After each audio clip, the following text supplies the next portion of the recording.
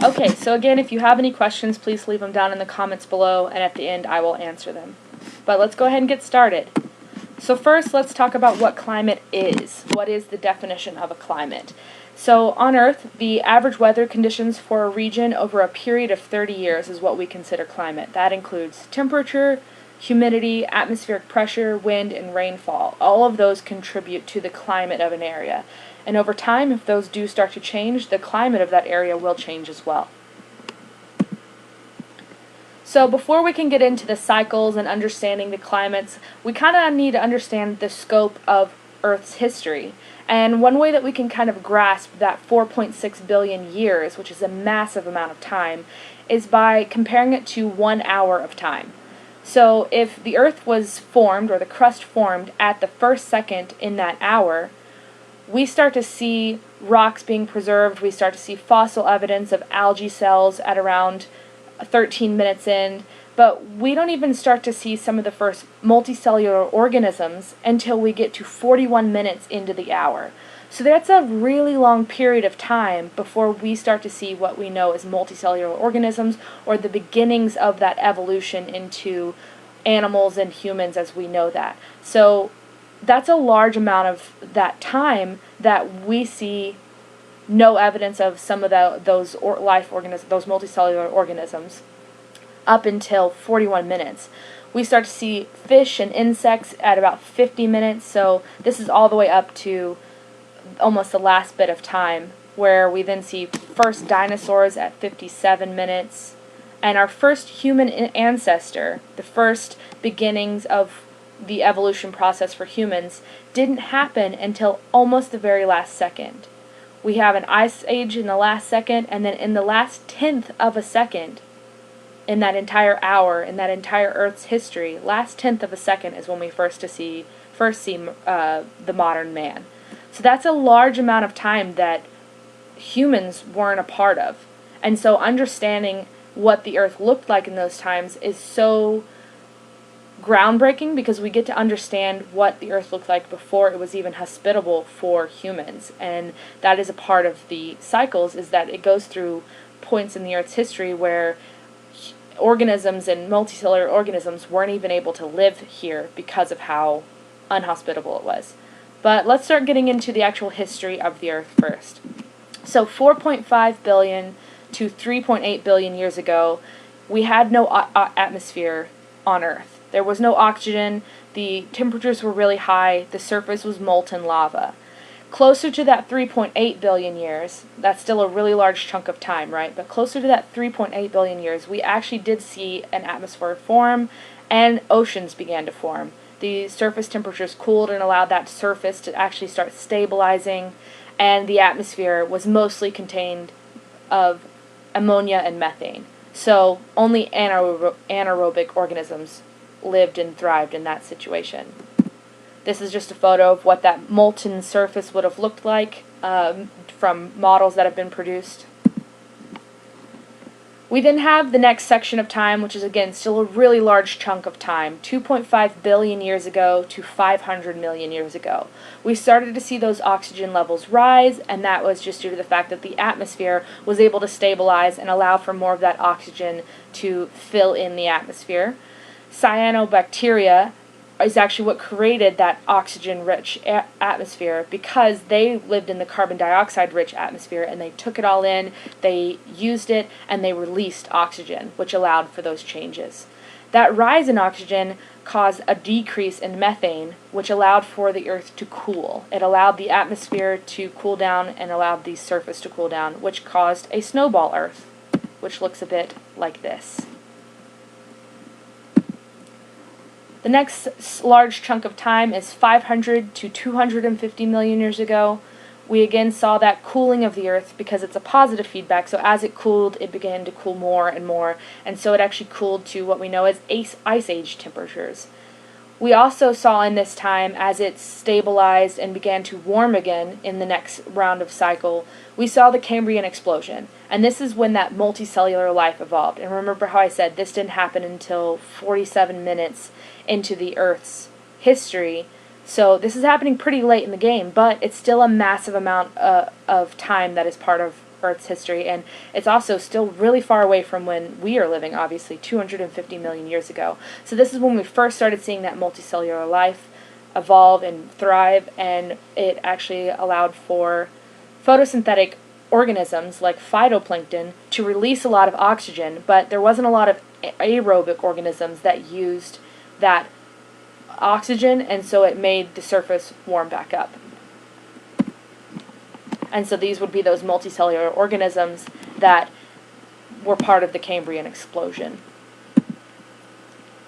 So 250 million years to 65 million years, so now we're getting kind of close to what we are now. This seems like a lot of numbers, but it's still pretty close to us in Earth's history in the scope of geologic time.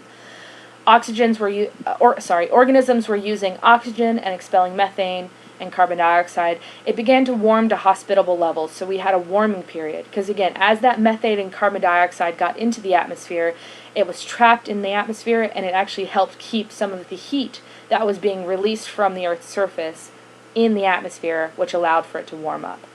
We started to see some tectonic action, some actual crust movements.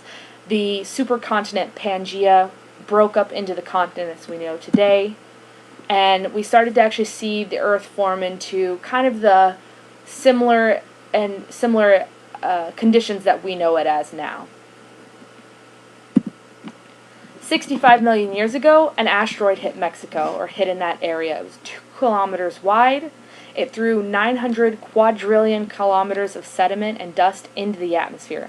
So all of that dust got trapped in the atmosphere, and all of the methane and carbon dioxide that was around this Earth's surface that normally would have been released, allowing the Earth to cool down, wasn't able to get out of the atmosphere. And so it built up and caused a really drastic rise in Earth's temperatures. So this was a flash heat pack, and then all of that dust and sediment also, after that large rise, cooled the atmosphere as well, because it wasn't allowing in a lot of sunlight, and so it caused what we know as an impact winter. So the atmosphere was so clouded with dust and sediment particles, and it trapped all of the heat, but then after that cooled down, it also trapped the cold.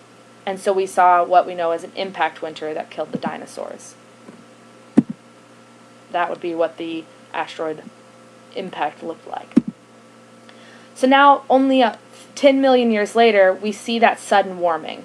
And remember what I was saying earlier about when it gets cold, and then as it gets colder faster and faster. That's what we call a positive feedback loop. We also see that with warming, though. So when it's hot and it starts to get hotter, it'll get hotter faster and faster and melt things faster, and things will get warmer and warmer in a really quick amount of time. So 55 million years ago, the temperatures rose 3 degrees in 20,000 years, and that's a really relatively fast amount of time. And the theory behind why that happened is that all of that carbon dioxide that was trapped before from that impact winter in the ice, as it started to warm up again and melt all of that ice down, all of that methane and carbon that was trapped inside of the ice started to be released again back into the atmosphere. And remember how I was saying methane and carbon dioxide helps hold a lot of heat to the surface when it's in the atmosphere. So as more and more of it got released in a really short amount of time, it heated the Earth very quickly. Warm-blooded organisms were able to thrive, and it allowed for prolific growth of organisms that used that greenhouse gas.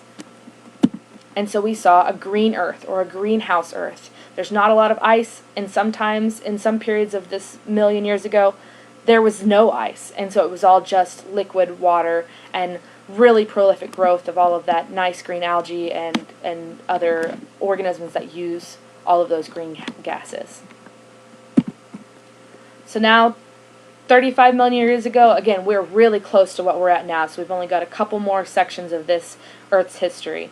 We start to see glaciers forming at the poles. And this is unusual because before this, Pangaea was a supercontinent, right? We saw one continent in the middle, which is at the mid-latitudes of the Earth.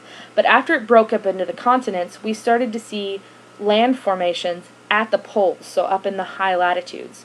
And so as the Earth started to cool again in this cycle, because remember it goes hot and cold throughout these millions of years, as it started to cool again and now there's actually land at the poles where it gets really cold, we started to see ice forming above water. And so this is when we had glacier formations. And this is actually something that didn't really happen in Earth's history before that, just due to the fact that there were no land formations at the poles. We also started to see the Himalayas forming, the Atlantic Ocean forming, all of those together with that glacier formation up on top of the land formations promoted circulation of all of that cooling air, and it led to a major icehouse climate. And technically, we're still in this icehouse cycle. So this is where we started to see those glacier formations all across the high latitudes. So now we're to the last bit of it. 2.5 million years ago seems like a really long time, but again, that's a very short amount of time in geologic history. So this small period of time, we actually had 25 glaciations, or small ice ages, little ice ages. In between, we had greenhouse periods, or interglaciations, throughout that 2.5 million years. So we saw ice ages and greenhouse 25 times throughout that time. Just 2,000 years ago, scientists were able to collect data from 2,000 years ago using things like tree rings, corals, and ice cores, which all preserve older growth as they grow larger. So tree rings, obviously the center part is the oldest piece. As it grows larger, you're seeing the newest growth. Same thing with ice cores and corals. And scientists were able to take that preserved material from inside of tree rings, corals, and ice cores, and they're able to understand what the average global temperatures look like over the past 2,000 years. And so we actually can see in this graph here, and I'll give you a little bit of time to understand this, that over the past 1,000 years, the cycle of warm and cold of the average temperature change stayed pretty level throughout that entire time. And so from 1,000 years ago up to 200 years ago, we see a pretty obvious up, down, up, down. It stays in the same bracket of area. But then if you look at about the 1900s, we start to see a spike that not only goes up, but it keeps growing up. It keeps growing, and that's actually changing the average global temperature. If you look on the left, it says the temperature changes, or the departures in temperatures of the average. And normally it doesn't change much, maybe 0.1, 0.2 degrees off the average temperature. But when we get to the 1900s, we're seeing a 0.5 change, which doesn't seem like a lot. But in the global range, that is quite a large change in temperature. And this is actually due to humans. I mean, this is when the Industrial Revolution happened, right? We started to see more and more things that were using fossil fuels, which release, again, carbon and methane into the atmosphere and allow for the Earth's temperature to warm. And that is where we're seeing this growth here in the temperatures here. This data is from the late 90s, and this is from a man named Michael Mann from Penn State. We've recently actually had more scientists that were able to get an even larger amount of data from phytoplankton. Fossilized phytoplankton and fossilized zooplankton are pretty good preserved indicators of that temperature. And so from 70 sites worldwide, oceanographers were able to collect fossilized plankton and understand the global temperatures from not just 1,000 years to 11,000 years. And so we actually can see that over time, the average temperatures, of course, reached higher limits than they are today. That is absolutely true in what we see as greenhouse Earth in the past, or even molten lava Earth that we saw in the very beginning. We know that the temperatures of the Earth have been higher than they are today. But before this, we have never seen an increase jump so quickly than we have now. So over just the past 100 years, the temperatures have increased so much that they've equaled the amount of cooling that happened over 6,000 years. And it also shows that we should be in the bottom of a several thousand-year long cooling period, but instead we've already begun to shift that cycle faster and move into the warming period.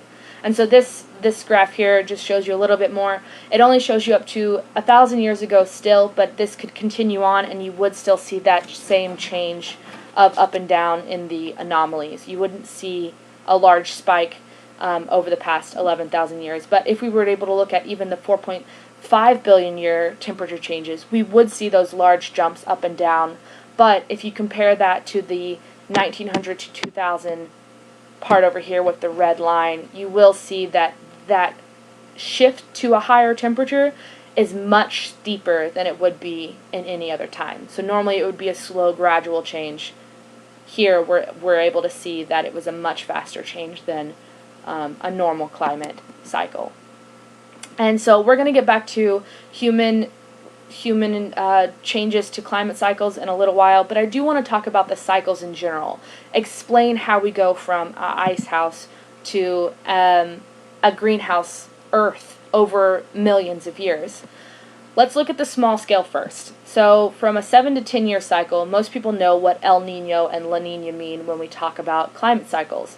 So the El Nino period in this 7 to 10 year cycle exhibits warmer winters and more climatic events like hurricanes, monsoons, all of those sorts of climatic events.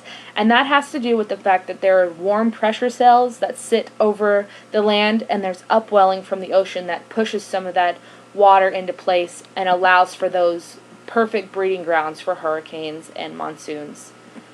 We also have La Nina, which is the opposite, and it also has cooling cells that cool down the area, and some of that upwelling is pushed into different locations, and this kind of allows for calmer seasons and less frequent climatic events.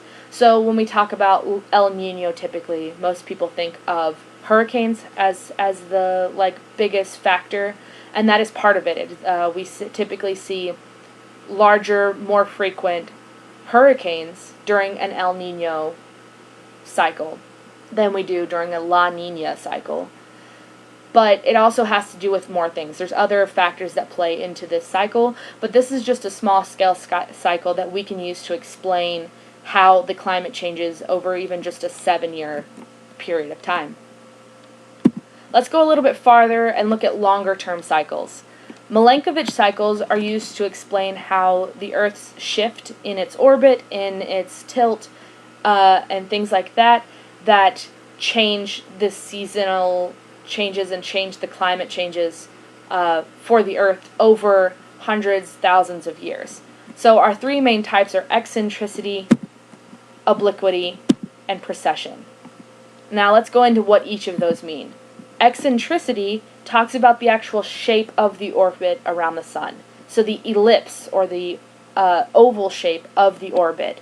At times, the eccentricity can be 0.5, like the bottom photo here that shows a really long oval shape, and then sometimes it's a really small eccentricity and it's really close to a circular shape.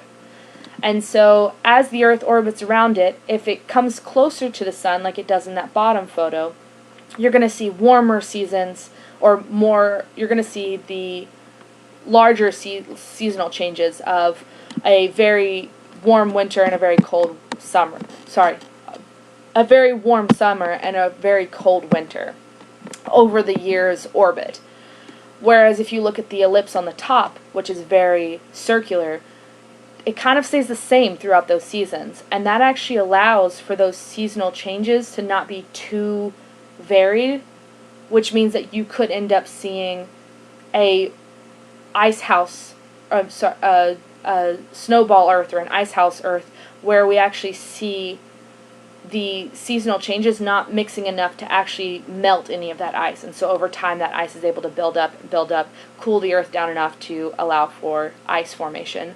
Or the opposite. It's the same thing where if we have a warming Earth and it's in that small ellipse or that circular ellipse, as it warms, there's nothing that's going to combat that warmth, and so it is allowed to just keep warming and keep warming. This is over 100,000 years, so we see this cycle change quite often in Earth's history, and so we can probably match these eccentricity cycles up to those changes in ice house to snow house, and the parts in between that might be a little bit less extreme.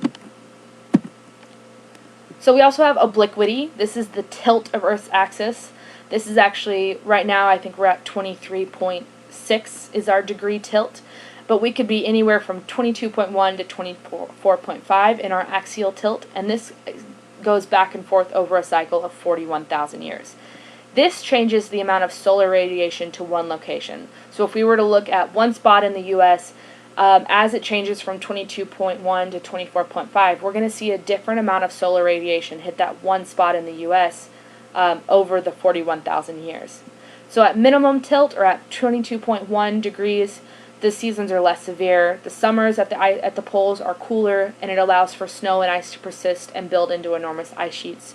Whereas at 24.5, we're going to see more severe seasons, hotter winters and colder, sorry, I said it wrong again, hotter summers and colder winters. And it's actually going to stop that ice formation or ice melting as they become so extreme. Our last type of Milankovitch cycle is the precession. This is the wobble of the Earth. So if you think of spinning a top on your desk, and as it starts to slow down, the top of the top isn't staying perfectly up anymore. It actually starts to wobble around in a circle as that top slows down. And so this is the Earth's axis slowly wobbling as it spins. And this is over a 26,000 year cycle. This doesn't change the tilt of the Earth's axis, but it changes its entire orientation. So this changes where Earth's axis points at certain points on that cycle. And currently, our axis points at Polaris, which is our North Star. But at other times, it's been other stars that we consider our North Star. It wasn't always just Polaris. So, to understand that a little bit more, we're going to talk about the perihelion and aphelion of the Earth's orbit. So the perihelion, when you look at that orbit like we had before, as it orbits around the sun, the shortest distance between sun and Earth is the perihelion, and the largest distance between sun and Earth is the aphelion. And so precession changes which hemisphere points at the sun during perihelion and aphelion. So to kind of understand that, let's talk about Australia.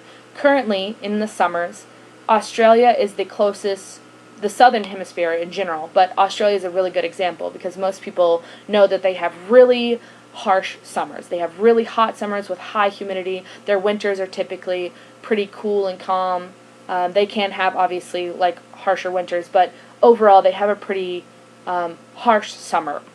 And so they would be at the perihelion during the summer, during the closer orbit to the sun.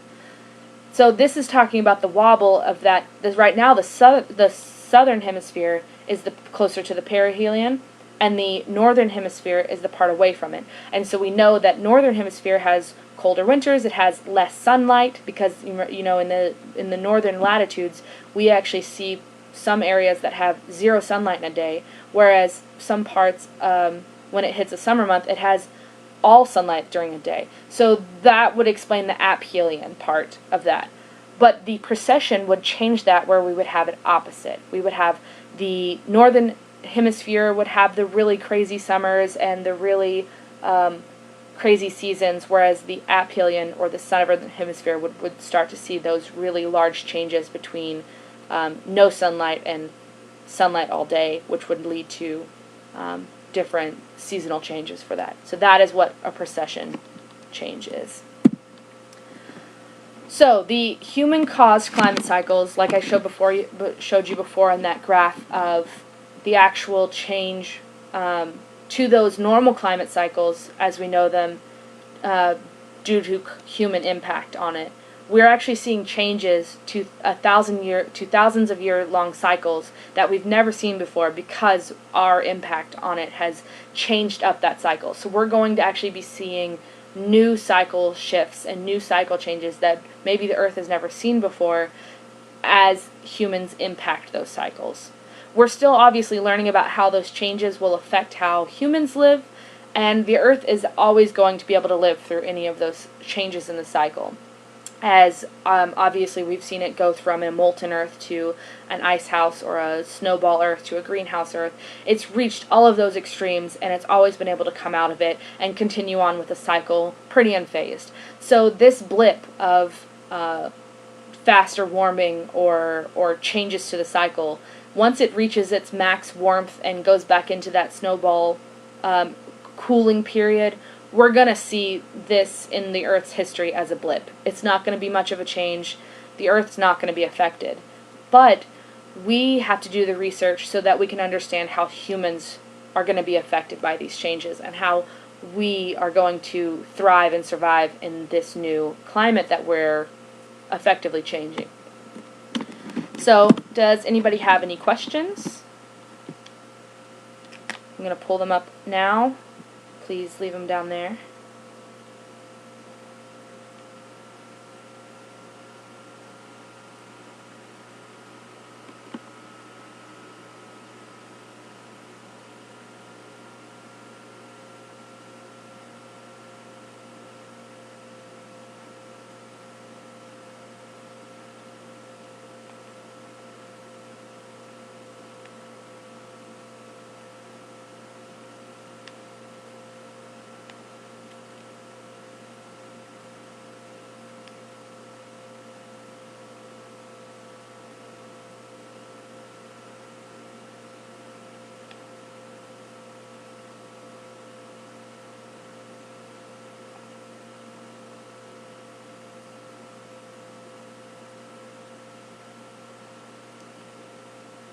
Okay, I don't think I'm seeing any questions, so thank you all for watching with me today.